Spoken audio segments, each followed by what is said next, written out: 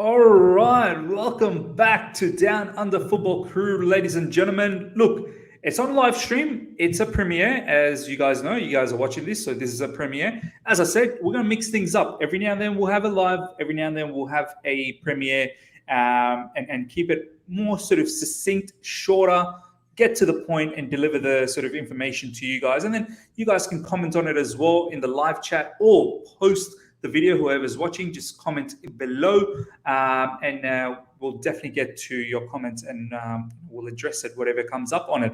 But the boys, first up, RJ, my man, how you doing? Yeah, good to be back. Obviously, it'd be much better if results had gone a certain way, but at least we can take pleasure in the downfall of others. What is the saying? Schadenfreude, basically, correct by German. But look, the reality is we love talking football. Wasn't the best of results for us, but, at the end of the day, we move on, and this is what it's all about. 100%. Not the greatest time for us, but obviously Scott is beaming. He's beaming. North London is definitely red, but let's be honest, London is blue. Let's keep that a buck for sure. Scott, my man, look, all jokes aside, today it's your time. How you feeling? Open the dictionary up. Look up definition of dream weekend for an Arsenal fan. Underneath, you're going to see convincing North London derby win.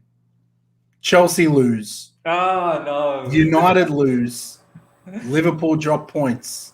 Top half of the Premier League table. Perfect. Absolutely. And no smart aleck remarks are going to wipe this smile off my face. Do you know what, Scott? Dream weekend. Do you know what, Scott?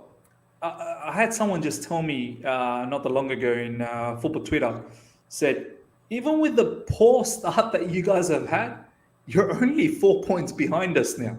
It's just, I find that so ridiculous. I'm like, no. It's early days, Miz, man. That's the thing. Like, it's only 6 match weeks in, so no matter how bad you start, even mathematically, you win all 6, you're 18 points. You lose all 6, all of a sudden you win 2 or 3 games, and the gap could be only 3 games. You know what I mean? So it's just Spurs were winning the title 3 weeks ago. They were top of the league. We were going down. I completely understand it's early days, but it's that psychological factor that weren't they like 0 points? Like, how did they get 9 points already? Do you know what I mean? I know, good old days. The good old days. But ladies and gentlemen, as you can see, we'll recap the Premier League weekend. We'll mostly talk about the big games out there, the 4 big games, including obviously Liverpool, Arsenal, Chelsea, Man United. I think that's where the meat of the conversation is. If anything else comes up in between, we'll talk about that. But let's get the ball rock and rolling.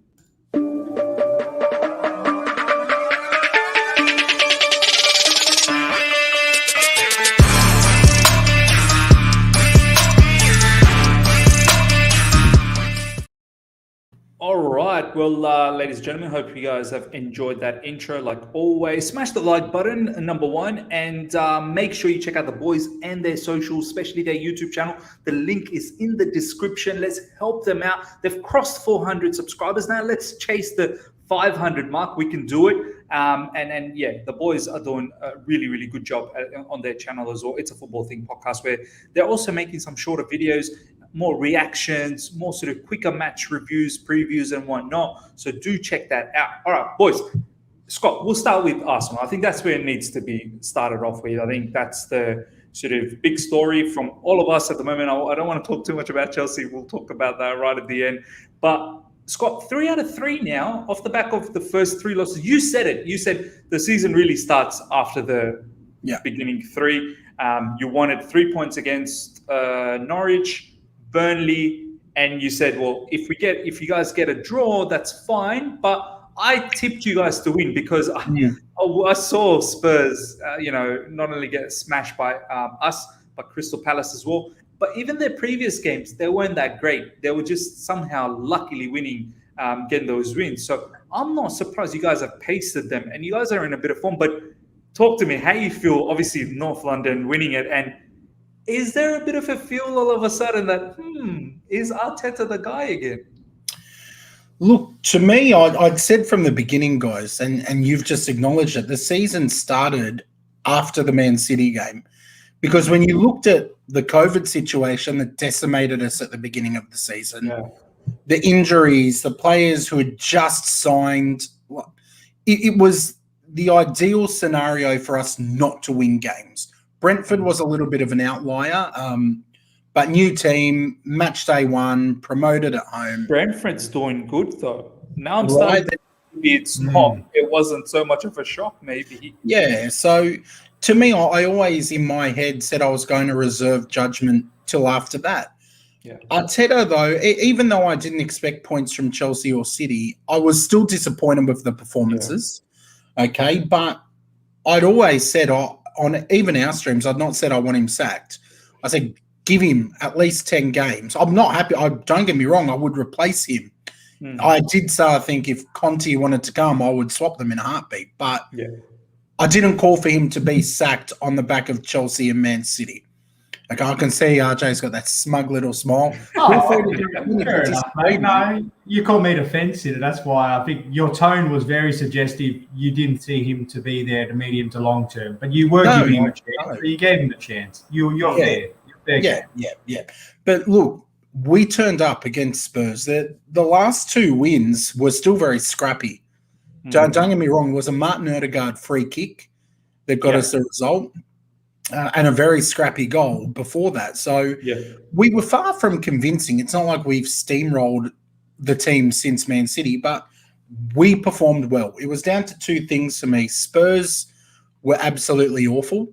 The highlights. They were bad. It was even their goal that they scored when a player was down for knee injury, and even their player had stopped to see how that guy was. So, even the goal was scrappy, but that they were dreadful and we were brilliant, and that's a perfect combination. We did what we had to do in the first half, attack-wise, and then in the second half, I saw a lot of maturity from the squad and from Arteta, who is inexperienced, but we managed to we showed great game management to hold on, not lose our heads, not be nervy, and we got the result in the end. It was a great performance and a great result.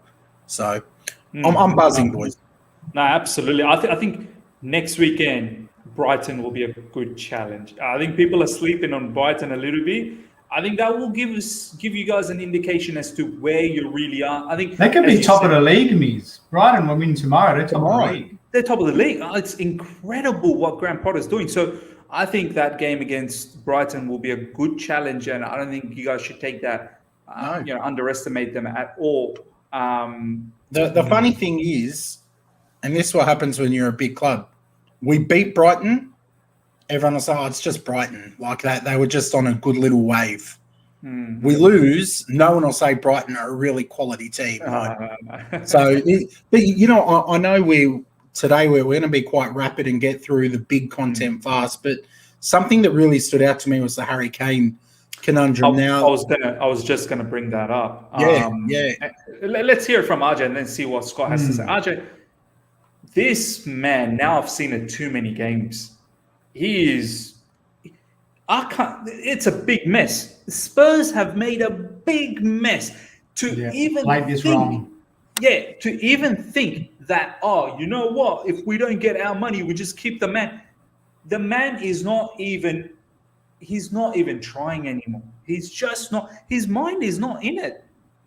And I feel like for me, I don't know, Miz. Like, I hear what you're saying. I wouldn't go as far as to say his head's not in it, but is his head at 100% with Spurs before all the interest? Of course not. How can you say, regardless of how professional you are, he's human like the rest of us. We've all got ambitions, and when those ambitions aren't fulfilled, you're going to maintain your professionalism, but there's caveats all over the place. Of course, he's not going to be at 100%. So the Harry Kane we're seeing now is a mere shadow of the Harry Kane that once was. And I think from Spurs' point of view, they missed out on the opportunity to cash in at a good price and dug their heels in. But they've made the silly assumption that it's business as usual, because obviously, as we're seeing, it's business as unusual. He's playing at a substandard style, and I think his teammates around him are feeling the impacts of that. Although he did get a good assist for Saka this morning, so congratulations to his heart's not there. His heart is not in it. Yeah, that's right. So as professional as he may be, he feels hurt by the club, and it's showing in his performances, unfortunately. So, I don't know. I think now, even if they try to sell him, he's not going to get the same money that once was.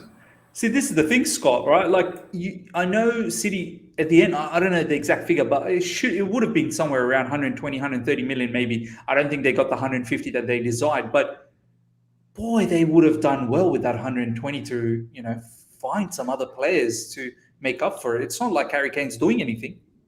The way I see it, they had a new manager come in Nuno. Give him that money to go and sign some of his players, because Nuno turned around in his post-match conference and said that the players were not capable of executing the game plan. So he's already got that excuse almost. And we had it with Arteta, where people kept saying, these are not Mikel Arteta's players. Yeah. Now Mikel's got his players. So if the results aren't there, he's accountable. I feel like they should have let him go, because now, come January, where Spurs were demanding, that 140, 150 million mark, how do you do that if a player's scored by the new year maybe 4 goals, 3 goals? How do you turn around and say, no way, we're not taking 75 million, this is a 4-goal striker? Like, they've shot themselves. They have absolutely Spursed this. They've done at Tottenham with this transfer. And that's coming from an Arsenal fan, where we let our players go for nothing all the time. They've really messed this up. It's more importantly, not just that. It's not only is he not firing, but as a result of him not firing, Spurs are not firing. So it's a double-edged sword for them as well. So it's truly fantastic watching them unravel. And the smoke screen that was the first few games was just that. It was a big smoke and mirrors act, because they edged 3 1-0 wins. But as we've acknowledged previously, they were built on the foundation of riding their luck and other teams just not being clutch when it mattered. So, look, it's one of those situations where if I was a Spurs fan, I'm keen to hear from them. What do they make if they had hindsight as a wonderful thing and they could go back in time? Would they have allowed him to walk out knowing that they're getting a half-baked Harry Kane? Yeah, no, 100%. You know what? We should try our best to find a Spurs fan to come here maybe next week when the international break's on. It'd be really, really good to talk and then find out what they're up to. But next up for them is Aston Villa. And, oh, my God, they're in for a shocker against Aston Villa. Let's talk about Aston Villa. RJ. How good are they? How good are they? I commented on Aston Villa's page when Aston Villa said they're going to Old Trafford, and I commented, I'm wishing you all the best. Hope you guys get some points out of this. Rob, our mate, obviously your mate, who's also been part of, he said he gave me a sort of like a GIF saying, we'll see, kind of sort of like a GIF, and I laughed. I was like, yeah, okay, I know you're a Man United fan, I understand, but I honestly had a feeling Aston Villa was going to do that. I said it, Mies, man. I said it on IFT Crew after our performance where we won 3-0. We weren't deserving of that. When I said that they really took it to us. The times we played us. Yeah, even the Carabao Cup. Honestly, we did not probably deserve to win. Seriously. Well, not by that anyway. And the fact that, they're versus United and obviously we seen the firepower they have. We said they're no pushover team here. What Dean Smith's doing with that squad, he deserves a nice bit of applause, because they're really showing some real fluidity in attack. Yeah, they concede a few chances. They'll trouble Arsenal. And their goalkeeper's top class. Obviously, it'd only be a sucker club to have let him go, of course. But look, the reality is he's no Ramsdale, hey, Scott. No, but honestly, Villa, they're going to surprise a fair few teams this season. Not just they were unlucky against us. They beat United. It's early, but it's the way that they're performing. It's not just results. The performances have been good. I like that. I know. I completely understand what you're saying, Scott. It's early, but I like their fundamentals. They press well. They're physical. Their midfield is a workhorse. Up front, they've got class with Danny Ings, Leon Bailey, who should come back. They've got experience with Ashley Young, Buendia as well. It's good, man. And Martinez. Oh my! Scott, I need to talk to you about Martinez. I don't know if you saw this clip. As soon as Bruno Fernandes stepped in for the penalty, and when I wish I could share this clip, but I'm gonna get done by YouTube, so I can't share it. But guys, if you are watching this and you're seeing this right now, do go and check this clip out. Bruno Fernandes puts the ball down. Martinez, obviously, as he always does, talks a little bit of psychs him out a bit. Trying to suss him out a bit. And Bruno Fernandes obviously misses. He smashes the ball, and Martinez literally goes on the side and just does this dance. It was just beautiful to watch. I mean, Scott, I'm really liking this character a lot, and I think he gives that S-housery for Aston Villa from the back. Talk to me about Man United. I feel like the inclusion of Ronaldo is, I think, affecting Bruno Fernandes a little bit, where Bruno Fernandes takes free kicks, but now, the boss is here. Boss wants to take the free kicks. And we all know Ronaldo, the last time he scored a free kick, God knows how many years ago. Bruno Fernandes is a very good free kick taker, has always taken free kicks, has scored goals from free kicks for Man United. And now also with the penalties, there's always this and ahhing, oh, Ronaldo, boss, are you taking it? Nah, fine, you go and take it. And then that psyche, he goes and he skies it, right? So Ole, I don't know, man. This team is a bit too much for him now, I feel like, Man United.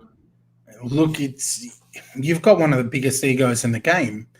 That's good. But they are ex-teammates, Ronaldo and Ole. So I did say when Cristiano Ronaldo signed that he could either be Ole's biggest ally and a really powerful tool in galvanizing the squad, or he could be the man that gets him sacked. Now, I was flicking between your game and this United game. It was really end-to-end. And Villa, again, they're no scrubs. United had some chances. They on another day they could have won that game.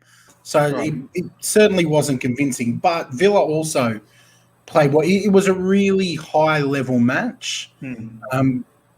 Bruno, just to me, he seemed really angry in this game. Like he almost as if he's missing that limelight. Like he was the main man. Now Ronaldo's the main man, and at an international level, Ronaldo's the main man. I just the national captain as well, Scott. The national captain.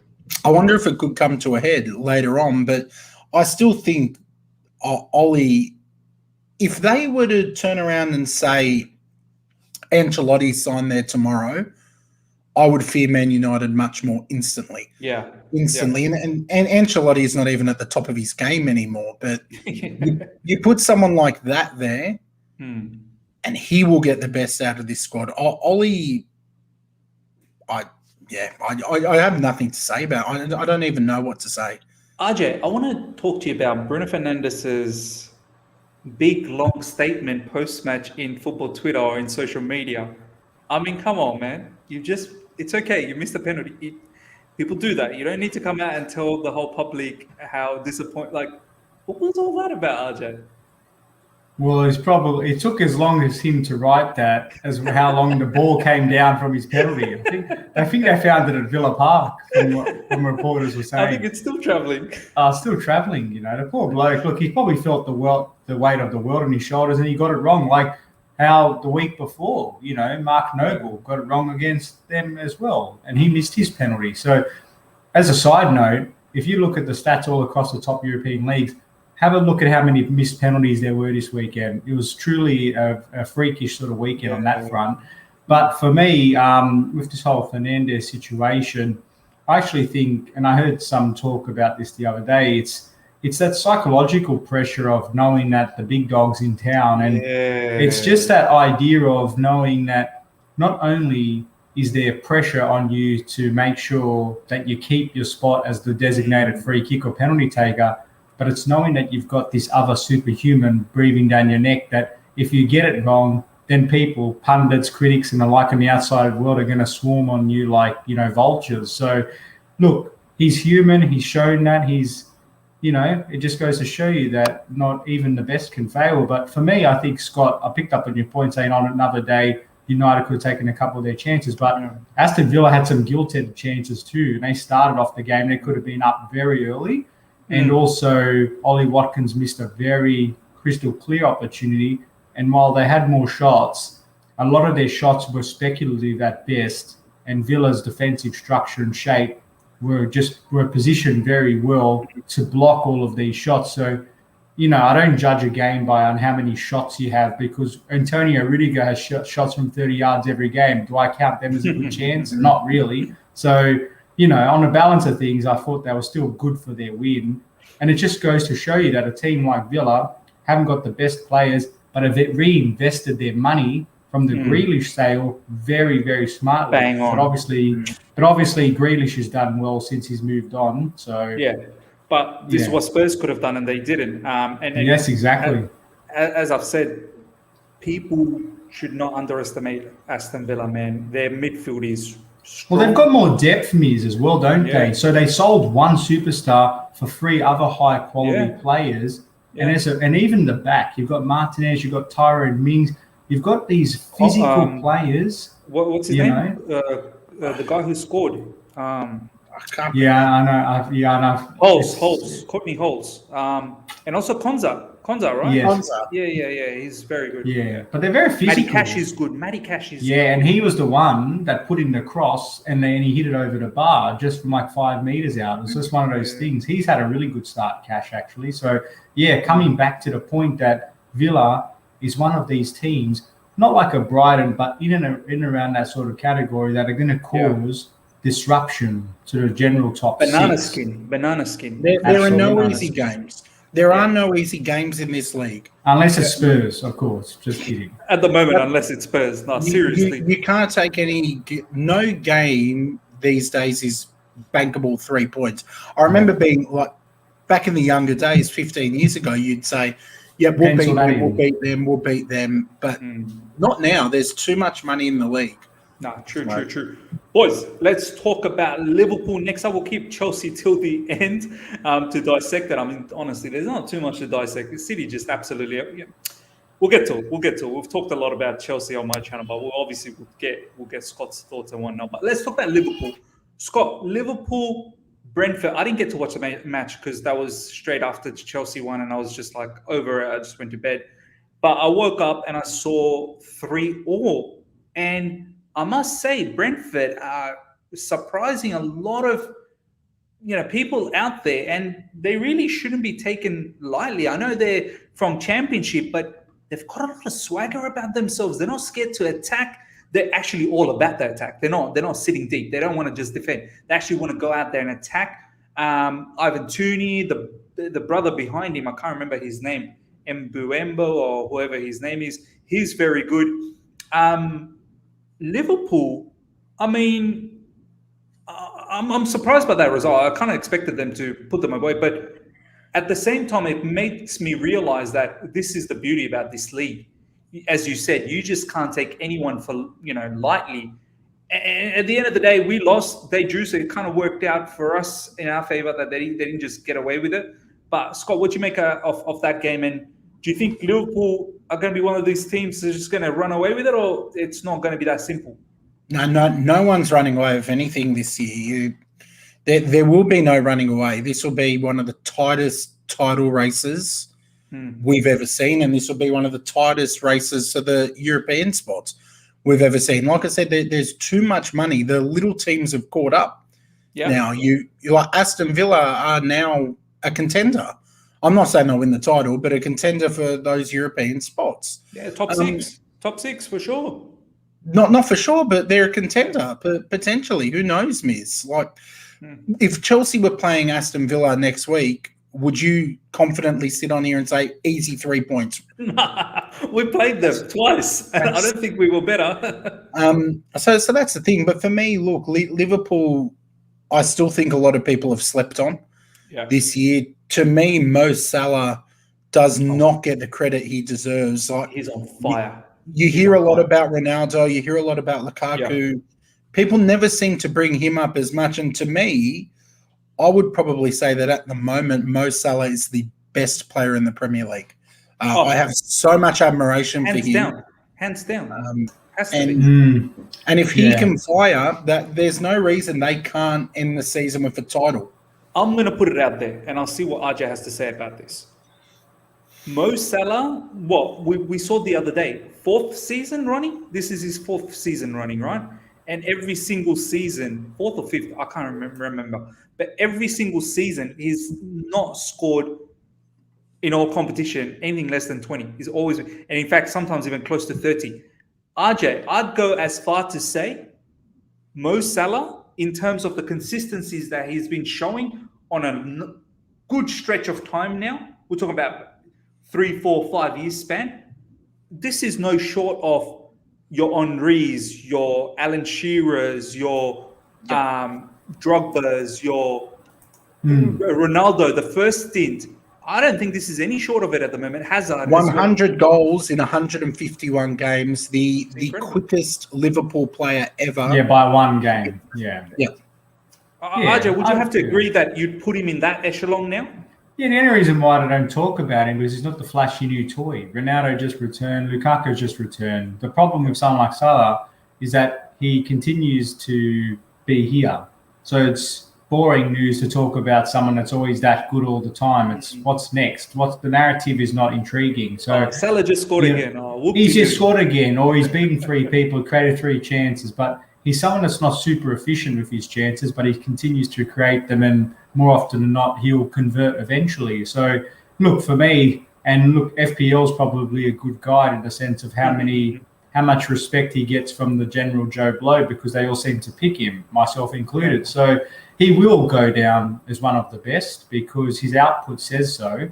And he's just someone that's tailor-made for this league. And he continues to show that he's just another example of one of those players that has started off in the league, needed to go elsewhere, find his feet, and particularly in a more tactical or technical league like the Serie A, and come back and go all guns blazing. So, credit to him and Klopp. Can you imagine letting him go? Imagine your club had him and let him go. That would be such an awful feeling. Yeah, imagine if we weren't Champions League winners or Premier League winners at the time. I love the banter that you guys have, man, honestly. And I don't want to talk too much about Salah when he was at Chelsea, because there's been big stories. Obviously, during his time, there was just no chance that he was going to make it at Chelsea, and it does hurt at times. But at the end of the day, look at all the trophies that we won without him as well. But anyway, that's separate. Let's talk about Chelsea now. RJ, I didn't get to speak to you, obviously, since that loss. Obviously, we'll hear what Scott has to say. I'm not gonna like throw the dummy and go mad and run. It's not that, but I'm really disappointed because I was confident, but not overconfident. I was confident that we were actually going to do well and actually going to beat them because of a few factors. They haven't won. They wanted a striker. They didn't get a striker. They lost to Spurs in the beginning. They just came off a draw. Pep looks like he was frustrated. And I just thought, we're a team who hasn't played that well yet, still winning. Eventually, we're going to click into gears and we're going to pump someone away. But RJ, I have to say, minute 1, Man City just pressed the living daylights out of us. And from there, when we couldn't build up in a natural way, in a comfortable way, we got scared. We got so scared and we dropped so deep. I've never seen that under Thomas Tuchel. I know a lot of people will say, but Miz, Thomas Tuchel, that's what he's always done. He's always got 5 at the back. No, you don't watch Chelsea. It's never been this way. It's the principles of that. The 3 times we've beaten City. Before this, we did not play like this. We did not play like this. We were very smart. We beat their press. We were quick with their transitions. We built up quickly, and then we've had great opportunities on the counter to get them. And at times we played great possession football. But this one, RJ, oh my God, we were played out of the park. City, as soon as they lost the ball, they won it back so quickly. They forced us to go long, which then meant that we'd have to fight for the second balls. They were nowhere in and around Werner and Lukaku. They were so isolated. We were so deep. The 2 guys up front was just isolated. I mean, RJ, I hope we snap out of this. We really hope that we snap out of this. Yeah. You know what hurts the most? And we're passionate fans. They wanted it more in the day. It does. Yeah. It comes down to that, because we can talk tactics all we like, but it's those out there. You could see the aggression, the intensity, the relentlessness of City. And I could foreshadow this. I was watching the press conference. Tuchel's one. And they were asking him, is this a 6-pointer? And, what type of game in the season? And he's given all these answers like, yeah, it's a big game, but it's only match day 5. If they win, we win, whatever, we're going to get. And it was that kind of mentality, thinking, oh, geez, is this sort of, we're not playing like it's the Champions League final again. And, we've obviously won our last 3 in a row before that. So for me, it was more about they had a bigger point to prove and were hungrier than we were. I think we had the buffer because we were the ones that were ahead of them. If we drop points, it's not a calamity and we can recover that. They had a point to prove. They're behind already. Them losing would really create some massive problems. So I think we had that bit of a mental sort of letdown that we were a little bit complacent. That said, I think that they really brought their A game. And the reality is they had a draw the other week against Southampton. Yes, they could have conceded, but they really should have put 3 or 4 away. They had that shock result against Spurs, again, against the run of play. Put that aside, you've got the reigning Premier League champions who've played every game and dominated everybody they versed. So we didn't lose to a very underwhelming team. We versed a team that was on their day, and they are the best in the country. Perspective's important. We finished 4th last season, and we're finding our feet. And we've started this season getting the results, but haven't even been playing all that well, except for in the second half when we start to find our feet. So for us, this could caveat, be a blessing in disguise because we've finally been shaken out of our shell that we can't just continue to rock up to games half-baked and expect to walk away with 3 points because we got our pants pulled down by a supreme team. And now this is our opportunity to make things right. But in the end, full credit to Guardiola and to the top 5 of City. Jesus, is very good. Grealish, Rodri, Silva all pressed so aggressively and didn't let us breathe. And poor Lukaku and Werner, even they were almost the City's team. Yeah, exactly. But they were separate units. So for me, one of those bad days in the office. And the reality is, like we've done last season, it's all about the response. If we don't see a positive reaction, then I've got some bigger questions to ask. No, for sure. That's exactly how I'm thinking. I mean, Scott, what do you make out of that game? I mean, obviously, you would have enjoyed the fact that Chelsea lost, of course. But were you sort of surprised that how dominant City were? Like, did you expect that Chelsea would have something there at home, Stamford Bridge? No, look, I always knew it was going to be a tight match. I've said a few times there are no easy matches in the Premier League, and you're sure as hell not going to get one against Man City. So there's a reason that they've been so successful, and they've got probably the best manager in the world. But I think RJ was bang on. Look, I don't have a whole heap to say tactically because I was flicking between yours and the Man United game, but RJ said something really valuable. Chelsea have, I don't think you've been too severely tested this season. You have been very successful so far. Now this loss could potentially be a blessing in disguise in the longer season because if it shows your players that you can be beat if you're not on your game, and if a team's going to work hard, you need to find ways to counter that. So could be a blessing in disguise. Obviously, as an Arsenal fan, I enjoyed it, particularly for the stick I've copped from you two. But yeah, look, it could also come back and make Chelsea a stronger and more galvanised team. No, that's exactly what I'm hoping as well. You're absolutely right, Scott, that RJ, you're bang on. Hopefully this is a wake-up call that you can't just be rocking up and thinking, ooh. And Tuchel's honesty as well. Tuchel, what I loved about it is someone had a quote the other day saying some of these managers, when they've lost, Guardiola saying, oh, we're unlucky in the Champions League, or Oli, it was, we had more shots than Villa. But Tuchel came out and said, look, maybe I got it wrong. So I think I love that accountability. He's going to take away from this. We're not going to see this sort of shortcoming again. And obviously Mason Mount wasn't there, Pulisic, and there's no excuses, and Kante shouldn't have played injured or sick. Yeah. But he's definitely going to be someone that has the whiteboard in the background and think, we got it wrong, X, Y, and Z. We're not going to do that again. So I love that humility of Tuchel. No, 100%. And I also like what Tuchel said, that we don't really look at the result. We look at the performance, and performance leads to the result. And this performance was poor. That's why we got a poor result. So, and that was very smart, because if you perform well, the result should take care of itself. It's as simple as that. And then, if you perform well and you lose, at least you can say that there's not much we could have done. We've performed well, and the opposition was just better than us. So it is what it is. Ladies and gentlemen, let's wrap things up. I mean, boys, it was a very, very exciting weekend of Premier League. Those are the big sort of games to cover. I think, you know, with the game to go before the international break to come, it is safe to say, as the boys have said, no one's going to run away with this at the moment. Every cat and dog out there is scrapping and really fighting for everything. Just quickly, obviously, RJ, we've got Juventus. Scott, you got Brighton next up in the Premier League, or we've got Southampton as well in the Premier League. Just to get your final thoughts on some of those games coming up. RJ, how you feeling against Juventus coming up, man?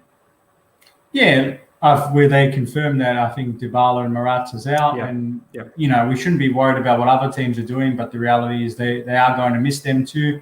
I think a lot of us, our performance will depend on having some of those players fighting fit. So if Kante's feeling a bit better, if Mason Mount's feeling a bit better, Pulisic is obviously still on the recovery path. Yeah. But the smoky is whether or not we can see the rise of the returning Loftus-Cheek continue to weave his magic, because he's a story in itself. But I'm feeling positive enough because the City game at this stage is a one-off.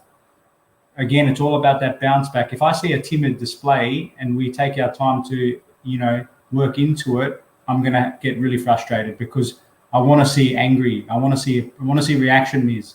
I don't want to see this team taking their time and saying, "Oh, we're versing Juventus and we've got to be cautious."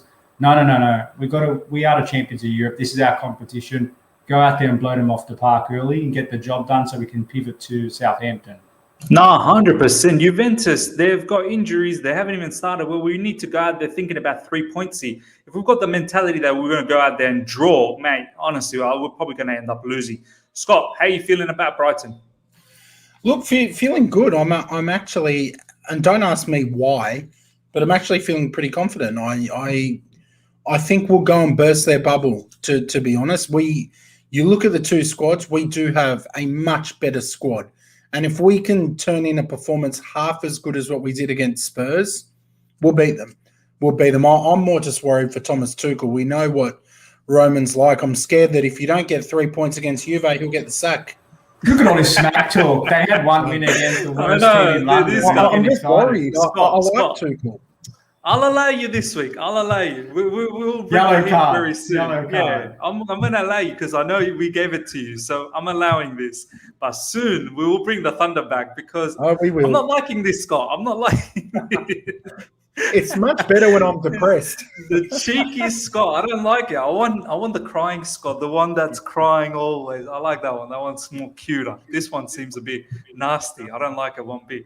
But now, ladies and gentlemen, hope you guys have enjoyed this. Smash the like button. Number one, if you're here for the first time, subscribe. Check out the boys and their socials in the description, especially their YouTube channel. The link, please help them out. Let's chase for the 500 subscribers now. Let's get that. And I hope to see you guys soon with another video, probably down the track on the Chelsea news that might come down later in the evening UK time. So do check out for that. Until next time, everyone. Hope you've enjoyed this. See ya.